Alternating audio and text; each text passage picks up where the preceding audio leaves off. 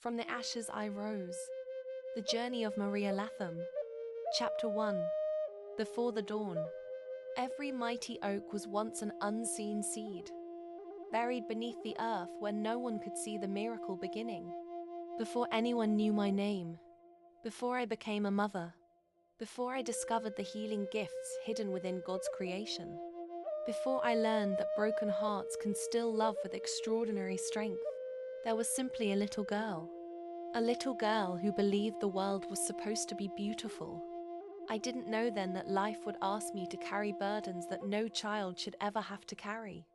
I didn't know I would one day walk through grief so deep that it would steal my breath.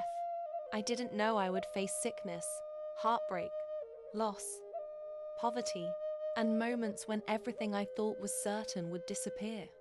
If someone had looked at my life during those years, they might have believed my story was already written.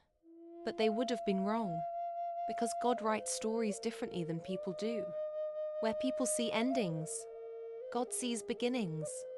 Where people see ashes, God sees fertile soil. Like a seed buried beneath the darkness of the earth, I was growing long before anyone noticed. The darkness wasn't my destination. It was preparing my roots. There were days when I wondered why life seemed to demand so much from me. Why pain visited so often? Why loss came in waves?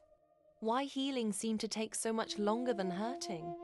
Years later, I would finally understand something that changed my life forever. The strongest trees do not grow because they avoid storms.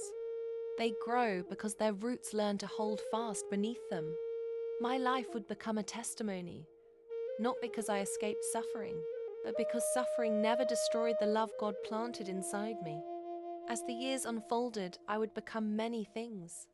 A mother, a survivor, a caregiver, a student of nature, a seeker of truth, a woman whose heart found healing in the quiet wisdom of herbs, forests, oceans, and prayer.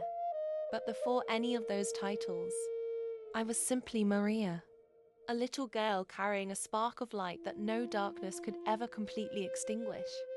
Looking back now, I can see that every chapter, even the painful ones, was shaping the woman I was becoming. Not a woman without scars, but a woman whose scars became places where light could enter. And although I didn't know it then, this was only the beginning. The greatest chapters of my life were still waiting to be written. Reflection. If my life teaches anything, let it be this. You cannot judge a seed by the darkness that surrounds it. Sometimes the greatest miracles are growing when no one can yet see them. And sometimes the woman who survives the fire becomes the one who carries the light for everyone else. End of chapter 1.